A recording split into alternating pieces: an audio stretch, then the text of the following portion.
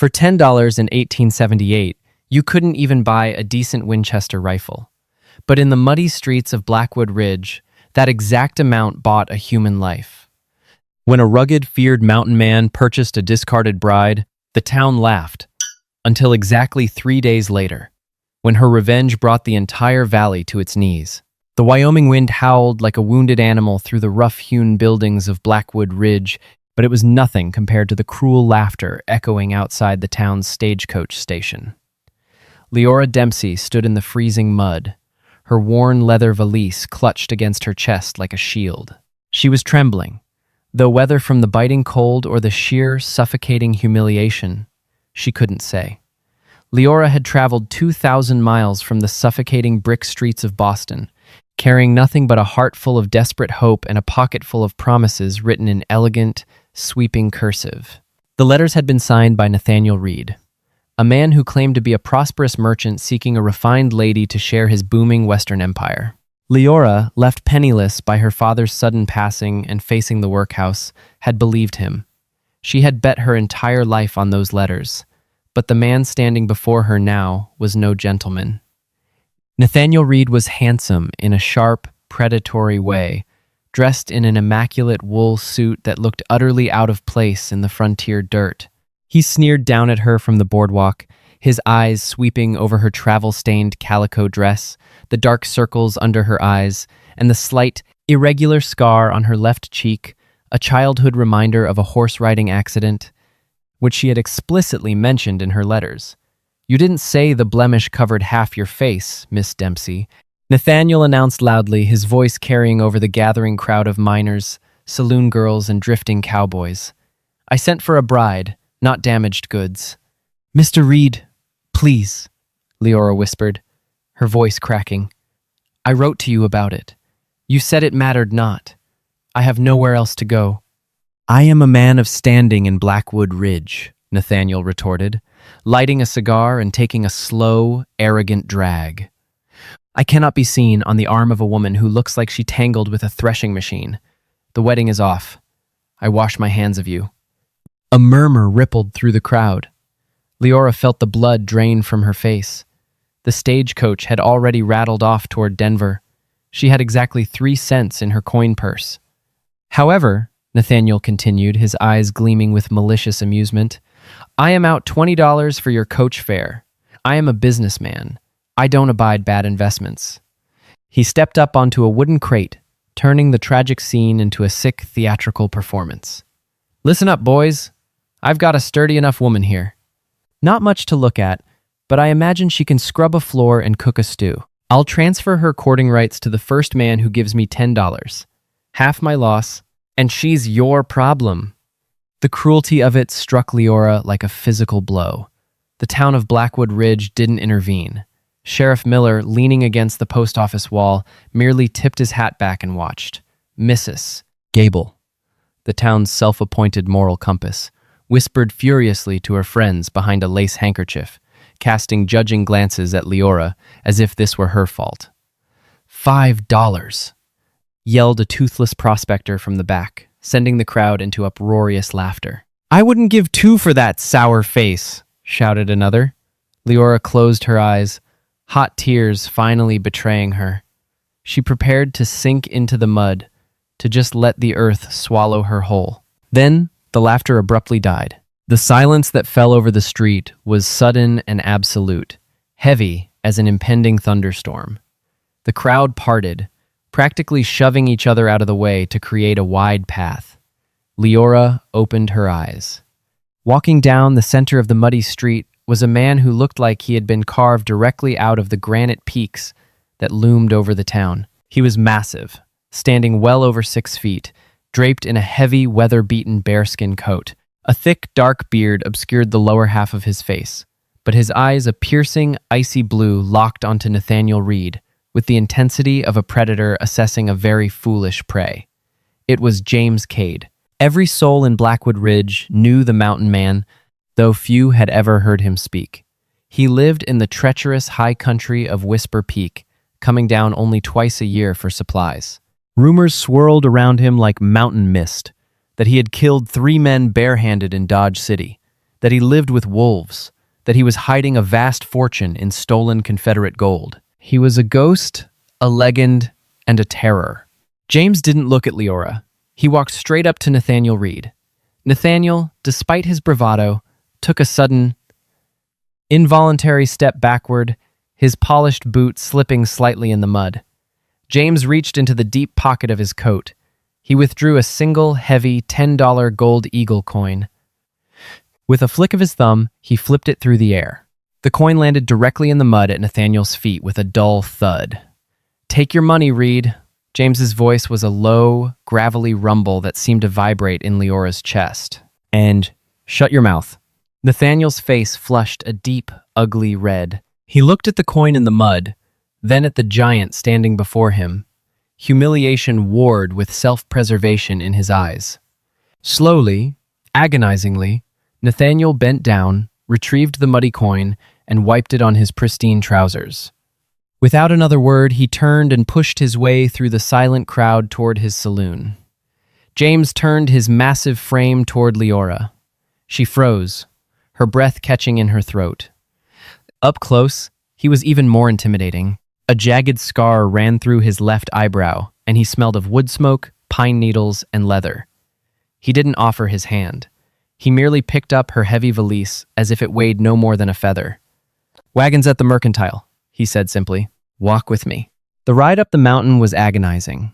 The wagon, pulled by two massive draft horses, jolted and swayed over deeply rutted trails that grew narrower and more treacherous with every mile of elevation gained. Leora sat beside James on the wooden bench, her hands clutched together in her lap until her knuckles turned white. For 3 hours, James didn't speak. He focused entirely on the team, navigating the dangerous switchbacks with an expert, heavy hand. The temperature plummeted the higher they climbed, the autumn air turning sharp and biting. Leora shivered violently in her thin wool coat. Without looking at her, James reached behind the seat with one hand, grabbed a heavy, fur-lined wool blanket, and tossed it into her lap. "Wrap up," he muttered. "Ain't looking to bury you before sunset." It wasn't a kind statement, but the blanket was heavenly. Leora pulled it tightly around her shoulders, the scent of cedar and horse sweat comforting in its earthiness. She covertly studied his profile. Why had he bought her? The stories she had overheard in the brief moments before leaving town were terrifying. "He's taking you to a slaughterhouse, girl," an old woman had hissed at her. "He ain't seen a woman in 5 years. You belong to the beast now." As dusk settled, casting long, eerie purple shadows across the snow-dusted pines, they broke through a clearing. Leora gasped. She had expected a squalid, leaning shack surrounded by animal bones and filth. Instead, sitting on a natural plateau that offered a breathtaking, godlike view of the valley below, was a sprawling, expertly crafted log cabin. Smoke curled invitingly from a massive stone chimney. A well-kept barn stood to the side, and a stack of neatly chopped firewood, easily corded high enough to last 2 winters, lined the porch. James brought the horses to a halt. He hopped down and came around to her side. Leora braced herself, expecting him to grab her, to drag her inside and demand whatever it was a man who bought a woman for $10 demanded. Instead, he pointed to the door. "Go inside. It's unlocked. I'll see to the team." Leora practically ran to the cabin. Pushing the heavy oak door open, she was hit by a wave of lingering warmth. The interior was Spartan but incredibly clean. The hardwood floors were swept. A large iron stove dominated the kitchen area, alongside a heavy wooden table and 2 chairs. In the corner sat a large bed, covered in thick quilts. She stood in the center of the room, trembling, waiting for the monster to enter. 20 minutes later, the door creaked open. James stepped inside, stomping the snow off his boots. He took off his heavy coat and hung it on a peg. Underneath, he wore a simple flannel shirt and suspenders. He looked at Leora, who was backed against the wall near the stove. "You can stop looking at me like I'm fixing to skin you," James said, walking to the pantry and pulling out a tin of coffee. "I ain't gonna touch you." Leora blinked, stunned. You aren't?" "No." He moved to the stove, stoking the dying embers back to life. "I bought you because I don't stomach bullies." Reed is a snake. I saw him humiliating you. $10 was a cheap price to shut him up. But what do you expect of me? She asked, her voice shaking. I am your property now. The whole town witnessed it. James stopped, turning slowly to face her. His icy eyes softened, just a fraction. Out here, Miss Dempsey. Nobody is property. The mountain don't care about town laws or $10 bills. You needed a way out of that mud. Now you're out. He gestured toward the large bed in the corner. That's your bed. I'll sleep on the bedroll by the hearth. In the spring, when the pass is clear, I'll take you down to Denver. Give you enough money to get back east, or wherever it is you want to go. Until then, you help with the cooking and keep out of my way. The sheer relief that washed over Leora nearly caused her to collapse. She nodded fervently. I can cook. I can clean. I promise I won't be a burden, Mr. Cade. It's James, he grunted, turning back to the coffee. And we'll see. The next 2 days were a strange, silent dance. Leora quickly realized that James Cade was a man of extreme routine and few words.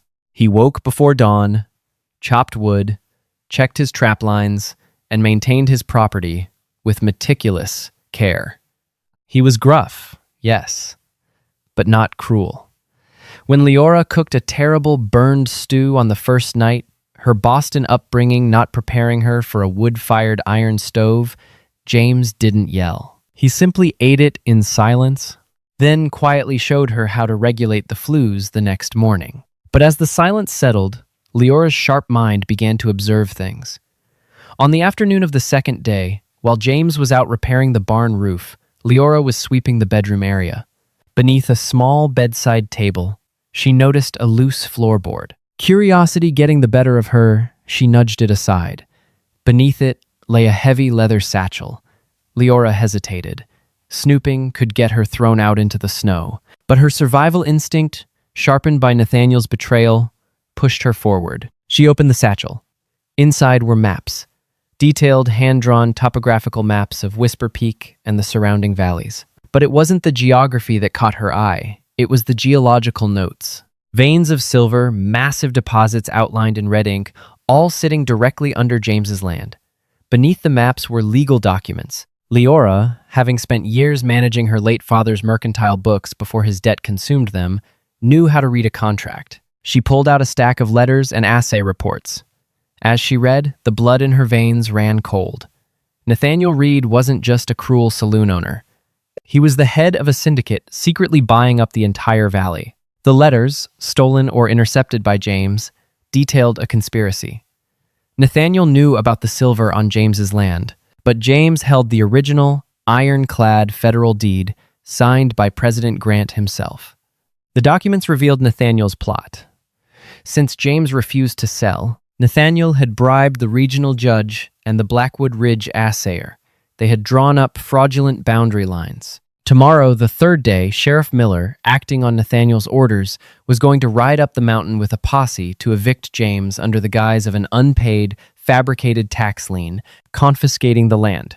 If James fought back, and a man like James Cade absolutely would, they had orders to shoot him on sight.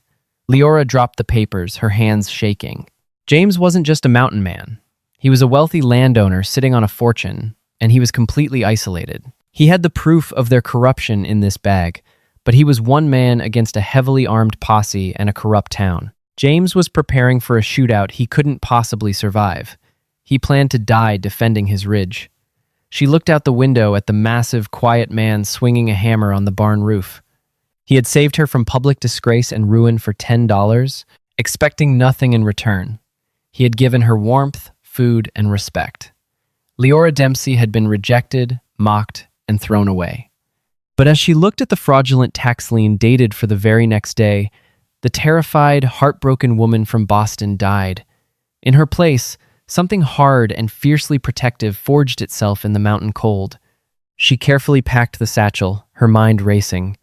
The posse would come at dawn. James would fight. James would die, unless she struck first. The cabin was plunged into a deep, heavy silence, broken only by the crackle of dying embers in the hearth and the slow, rhythmic breathing of James Cade from his bedroll. Leora lay stiffly beneath the thick quilts of the large bed, her eyes wide open, staring at the rough-hewn ceiling beams. Her heart hammered against her ribs like a trapped bird.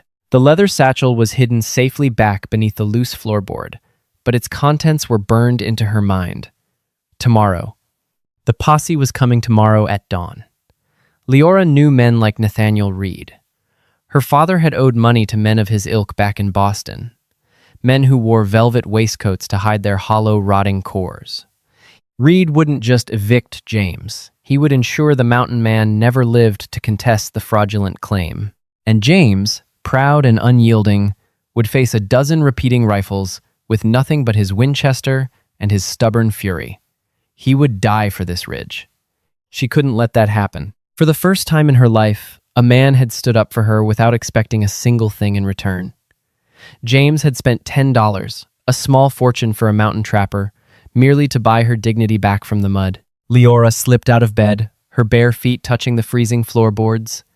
She dressed quickly and quietly in the dark, layering her thin Boston wool over James's spare flannel shirts. She crept toward the bedside table, lifted the floorboard, and extracted the heavy leather satchel. She clutched it to her chest. She needed to get to Blackwood Ridge before dawn. She couldn't go to Sheriff Miller. The documents clearly implicated him as Reed's lapdog. She needed someone else, someone whose cowardice she could leverage. As she recalled the documents, one name stood out: Elias Cobb, the town assayer. Cobb was the one who had falsified the land surveys. If she could break Cobb, the entire legal foundation of Reed's plot would collapse. Leora tiptoed past James. He shifted in his sleep, a low grunt escaping his throat. Leora froze, holding her breath until her lungs burned. But the giant man settled back into a deep slumber. Slipping out the heavy oak door, the frigid mountain air hit her like a physical blow. The moon was a slender silver sickle, casting just enough pale light to illuminate the snow-dusted ground. She hurried to the barn, her breath pluming in white clouds. She didn't know how to saddle a draft horse, but James kept a smaller, sturdy roan mare in the corner, stall a pack horse. With trembling hands, Leora managed to slip a bridle over the mare's head. She forewent the heavy saddle, knowing she couldn't lift it, and instead strapped a thick wool blanket over the horse's back. "Quiet now, girl," Leora whispered, leading the mare out of the barn. The ride down the mountain was a descent into a frozen hell. The trail, treacherous enough in the daylight from the safety of a wagon, was a nightmare on bareback in the pitch black. The mare picked her way carefully, sensing her rider's blinding terror. Twice, the horse slipped on ice, sending Leora scrambling to grip the coarse mane to keep from plunging into the abyss below. The biting wind tore through her layers, numbing her fingers and freezing her tears to her cheeks. But every time she thought about turning back, she pictured James's piercing blue eyes, the gentle way he had handed her a blanket, and the cruel, smug face of Nathaniel Reed. Anger, hot, bright, and foreign to her, fueled her forward. By the time the sprawling, muddy layout of Blackwood Ridge appeared below her, the eastern horizon was bleeding a faint, bruised purple. It was shortly after 4 a.m. The town was dead quiet, the saloons finally shuttered, the streets empty, save for a few roaming feral dogs. Leora tied the mare behind the livery stable and slipped through the shadows. She knew where the assayer's office was. She had passed it on her humiliating walk from the stagecoach. It was a narrow, wooden building wedged between the bank and the mercantile. To her surprise, a faint yellow light flickered from the back window of Cobb's office. Leora crept to the window and peered through a crack in the curtains. Inside, a thin, balding man in a rumpled suit was frantically pulling files from a cabinet and shoving them into an iron stove. Elias Cobb. He was burning the original survey drafts. Reed was tying up loose ends before the posse rode out. Leora didn't hesitate. She walked around to the back door, found it unlocked, and pushed it open. Cobb spun around with a gasp, dropping a stack of papers. When he saw it was only Leora, the disgraced $10 bride from the street, his terror morphed into indignant fury. "What in the devil's name are you doing in here?" Cobb hissed, adjusting his spectacles. "Get out before I call the sheriff. You have no business." "I have the federal deed to Whisper Peak, Mr. Cobb," Leora interrupted, her voice shockingly steady. She stepped fully into the light and dropped the heavy leather satchel onto his desk with a resounding thud. Cobb froze. His eyes darted to the bag, then back to her scarred face. Leora unbuckled the satchel and pulled out the stack of documents. I also have the original, unfalsified assay reports showing the silver veins. And I have the letters between you and Nathaniel Reed discussing your payment for drawing up the fraudulent tax lien. All the color drained from Cobb's face. He looked like a man who had just stepped onto the gallows. How? Where did you get those? Cade. Cade doesn't know how to read. But I do, Leora said smoothly. She stepped closer, channeling the ruthless business acumen she had watched her father employ before his ruin. My father was a merchant in Boston, Mr. Cobb. I know what a federal offense looks like. Altering a land grant signed by President Grant is a hanging offense. The federal marshals in Denver will see you swing from a rope before the month is out. Cobb began to shake violently. Reed made me do it. He said if I didn't, he'd have me killed. You don't understand. Reed owns this town. Reed doesn't own the federal government, Leora countered, her voice ringing like a struck bell. And in exactly 2 hours, Reed is sending a posse to murder James Cade. If James dies, I will personally hand these documents to the circuit judge in Cheyenne.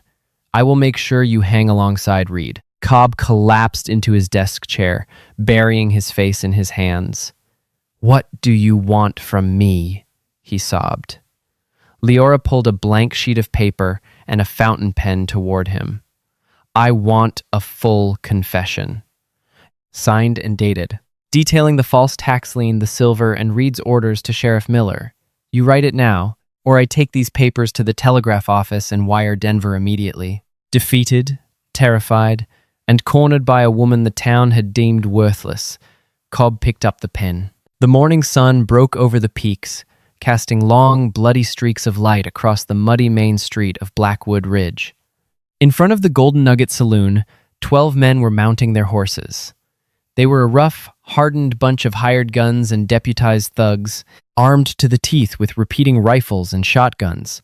Nathaniel Reed stood on the saloon boardwalk, sipping a steaming cup of coffee, looking impeccably tailored and deeply satisfied. Sheriff Miller, adjusting the tin star on his chest, rode up to him. We're ready, Mr. Reed, Miller said, spitting a stream of tobacco juice into the dirt. We'll ride up. Serve the eviction. If the bear puts up a fight, well, we're authorized to use lethal force in the name of the county. See that you do. Sheriff, Reed smiled thinly. I want that mountain cleared by noon. The mining equipment arrives from Denver tomorrow. Sheriff Miller, the voice cut through the cold morning air like a bullwhip. Reed and the entire posse turned, marching down the center of the muddy street, clutching a sheaf of papers in one hand, was Leora Dempsey. She looked utterly wild. Her hair was tangled, her face was smudged with soot and dirt, and she was wearing a man's oversized flannel shirt beneath her coat. But her chin was held high, and there was a terrifying, righteous fire in her eyes. The saloon girls on the balconies and the early morning merchants stepped out of their doors, watching in stunned silence. The $10 bride had returned. Well, well, Reed chuckled, setting his coffee down. Looks like the beast threw you out already. I told you boys she wasn't worth the $10. Get out of the street, woman. We have county business? You have murder on your mind, Mr. Reed, Leora shouted, her voice echoing off the wooden storefronts. She didn't stop until she was 10 paces from the posse. There is no county business on Whisper Peak. The tax lien is a forgery. Sheriff Miller scowled and rested his hand on his revolver. You watch your mouth, girl. I'm the law here. Not anymore, Leora declared. She held up the papers. I have here the original federal land grant, signed by Ulysses S. Grant, proving James Cade owns Whisper Peak free and clear. There are no back taxes. Reed's smug smile faltered. Just for a second. She's hysterical. Must have stolen some old papers. Ignore her, Sheriff. Ride out. I also have a signed, witnessed confession from Elias Cobb, Leora yelled, her voice trembling but refusing to break. She turned to address the gathering crowd of townsfolk. Cobb confessed.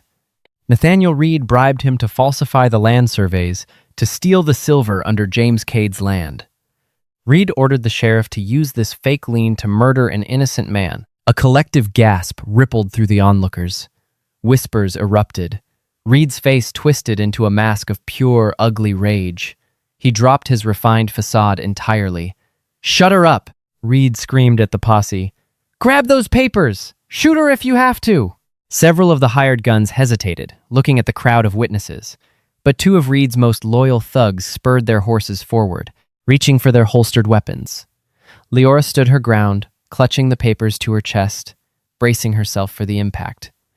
Boom! A gunshot exploded like a cannon blast, shattering the morning stillness. The wooden sign hanging above the Golden Nugget Saloon splintered violently, showering Nathaniel Reed in sharp shards of pine. The two thugs yanked their horses to a panicked halt, their weapons only half drawn.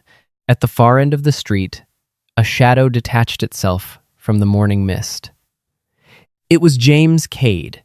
He sat atop his massive black draft horse, looking like a mythical god of war. He was bareheaded, his thick hair wild, his heavy bearskin coat billowing behind him. In his hands, he held a smoking Sharps buffalo rifle, a weapon capable of punching through a brick wall at 1,000 yards.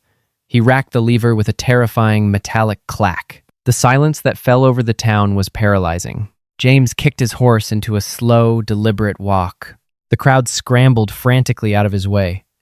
The posse members, looking at the massive, furious man and the smoking artillery in his hands, suddenly seemed to realize they weren't being paid nearly enough to die today. James didn't look at Reed. He didn't look at the sheriff. His icy blue eyes were locked entirely on Leora.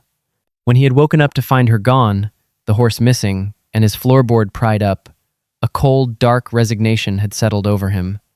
"She sold you out," the mountain had whispered to him. "She took your proof to Reed for a ticket back east." He had ridden down the mountain ready to kill them all and die in the mud. But now, he looked at her. He saw her standing alone against 12 armed men, clutching his life and his legacy to her chest, screaming his innocence to the world. She hadn't run. She had fought for him. James rode up right beside Leora. He looked down at the men before him. "Drop 'em," James grumbled, his voice low enough to vibrate the floorboards. Sheriff Miller swallowed hard, looking at the canyon-sized barrel of the Sharps rifle pointed vaguely in his direction. Slowly, using just 2 fingers, he drew his revolver and dropped it into the mud. One by one, the hired guns followed suit. The metallic clatter of weapons hitting the dirt was the only sound in the town. James shifted his gaze to Nathaniel Reed, who was trembling violently, backed against the saloon wall. "James, Cade," Reed stammered, raising his hands. "We can make a deal. I am a wealthy man. I can." "You're a dead man if you ever look at my ridge again," James interrupted softly. He turned his head slightly toward the sheriff. "Miller, you read that confession?" I ain't seen it yet," the sheriff choked out.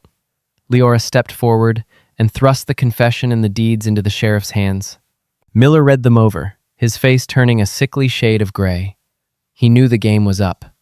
With the town watching and a confession in ink, the federal marshals would be breathing down his neck by Tuesday. "Arrest him!" Leora demanded, pointing a shaking finger at Reed.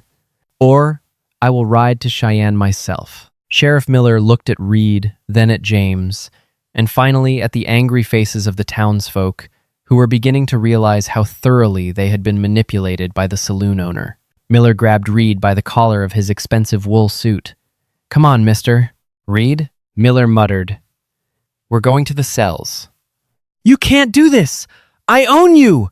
Reed shrieked as he was dragged away, his immaculate boots dragging through the same mud he had cast Leora into just 3 days prior. The posse quickly scattered, abandoning their employer to save their own skins. The street began to buzz with chaotic excitement, but Leora felt all the adrenaline suddenly drain from her body. Her knees buckled. Before she could hit the mud, a massive, strong arm caught her around the waist. James swung down from his horse, effortlessly lifting Leora up and setting her gently on her feet. He looked down at her, his rugged, scarred face unreadable. He reached out with a rough, calloused thumb and wiped a streak of soot from her cheek, right over her scar. "I thought you ran," James said quietly, his voice carrying a strange, unfamiliar vulnerability. "I did," Leora replied, looking up into his icy eyes, finally seeing the profound warmth hidden beneath them. "I ran to fight for you, because you fought for me." A slow, genuine smile broke through James's thick beard, a sight no one in Blackwood Ridge had ever seen. He didn't say another word. He simply scooped her up into his arms, placed her securely sideways on the saddle of his great black horse, and climbed up behind her. As they rode out of Blackwood Ridge, leaving the stunned, whispering town behind them, Leora leaned back against James's broad chest. The mountain wind was still cold, but as she looked up at the towering peaks of their home, Leora Dempsey finally felt entirely, undeniably warm. The ride back up to Whisper Peak was a journey of profound, unspoken transformation. The biting wind still whipped through the towering pines, but for Leora, the mountain was no longer a terrifying, frozen purgatory. It was a fortress. Beneath the heavy wool blanket, pressed against the solid warmth of James Cade's broad back, she felt a profound sense of belonging that Boston's brick avenues had never offered. When they finally crested the ridge and the cabin came into view, James halted the massive draft horse. He didn't immediately dismount. Instead, he looked out over the vast, snow-swept valley below. Far in the distance, the smoke from the chimneys of Blackwood Ridge curled into the gray sky. "They'll be coming for the silver eventually," James rumbled, his voice carrying over the wind. "Men always come for the silver." Reed was just the first snake in the grass. Leora tightened her arms around his waist. "We have the federal deed, James. And now, we have the leverage. My father was a merchant, but my grandfather was a banker. I know how to handle men who want what we have." James turned his head slightly, his icy blue eyes meeting hers. A slow, respectful nod followed. For the first time since he had returned from the brutal campaigns of the Civil War, where his skills as a Union sharpshooter had earned him a chest full of medals and a soul full of ghosts, James Cade didn't feel the need to fight the entire world alone. He had bought a fragile, discarded woman for $10, only to discover she was forged from pure frontier iron. The winter of 1878 descended with a ferocious brutality, sealing off Whisper Peak under 6 feet of snow. But inside the sturdy log cabin, a quiet, beautiful domesticity took root. The silence that had once defined James was replaced by the low murmur of conversation by the hearth. Leora learned to shoot the heavy Winchester rifle, her initial flinches replaced by a deadly, steady aim. She learned to track game and cure meat. In return, James listened. He listened to her stories of the East, of her father's tragic debts, and of her desperate gamble on a mail-order marriage. He never judged. He only stoked the fire and made sure she was warm. By the time the spring thaw finally broke the mountain's icy grip in late April, news from the valley below had traveled up via the few trusted trappers who braved the high trails. Federal Marshal Thomas Sterling had ridden down from Cheyenne with a dozen armed deputies. Nathaniel Reed and Elias Cobb were chained to the floorboards of a prison wagon, bound for a federal penitentiary in Leavenworth, Kansas, to face 20 years of hard labor for fraud and attempted murder. Sheriff Miller had been stripped of his badge and run out of the territory entirely. Blackwood Ridge was reeling, desperately trying to rebuild its shattered economy without Reed's corrupt syndicate funneling money into the saloons. That was when Leora Cade made her move. She did not wait for the mining conglomerates to come knocking, trying to swindle a supposedly ignorant mountain man. Utilizing the Pony Express and the newly installed telegraph lines in Denver, Leora reached out to the Colorado-Wyoming Mining Consortium, the most reputable firm in the West. In early June, the townsfolk of Blackwood Ridge gathered in stunned silence on the boardwalks. A procession of fine carriages, flanked by armed Pinkerton guards, rolled into town. But it wasn't the mining executives that caused jaws to drop. Riding at the front of the procession, seated gracefully side-saddle on a magnificent black mare, was Leora. She was no longer the muddy, terrified outcast clutching a broken valise. She wore a tailored riding habit of deep emerald green velvet. The scar on her cheek, once a source of deep shame, was displayed proudly, framing a face radiating absolute authority. Riding beside her, towering and imposing as ever but dressed in a fine dark suit that stretched over his massive shoulders, was her husband, James Cade. The townspeople who had laughed, who had offered $5 for her, now instinctively stepped back, pulling their hats from their heads in nervous deference. Leora and James didn't stop at the saloons. They rode straight to the newly established town council building. There, with the Denver executives acting as witnesses, Leora dictated the terms of the Whisper Peak Silver lease. James retained absolute ownership of the land. The consortium would be permitted to mine the subterranean veins from the far side of the mountain, leaving their beautiful ridge untouched. In exchange, the Cades would receive an unprecedented 30% royalty on every ounce of silver pulled from the earth. With a few strokes of a pen, the man the town had deemed a savage beast, and the woman they had sold as trash for a $10 gold piece, became the wealthiest, most powerful figures in the Wyoming territory. But Leora wasn't finished. She stepped out onto the boardwalk, looking down at the very patch of mud where she had once wept. She announced that a portion of the royalties would be used to build Blackwood Ridge, a proper brick schoolhouse, a fully staffed medical clinic, and a new church. She was buying the town's future, ensuring no desperate traveler would ever face the cruelty she had endured. As the town erupted into disbelieving, grateful cheers, James stepped up behind his wife. He rested his massive, calloused hand gently on her shoulder. Leora reached up, covering his hand with her own, intertwining their fingers. They didn't stay in town to soak in the adoration. They left the cheering crowds and the dusty streets behind, turning their horses back toward the high, pristine silence of the ridge. They had an empire at their feet, but their true treasure was waiting in a quiet, firelit cabin, built by a mountain man and ruled by the $10 bride who had stolen his heart. The $10 bride didn't just survive the mountain. She conquered the men who threw her away. If you loved this story of frontier justice, fierce romance, and the ultimate Western revenge, hit that like button right now. Share Leora and James's incredible journey with your friends, and don't forget to subscribe for more thrilling, real-life tales of the Wild West.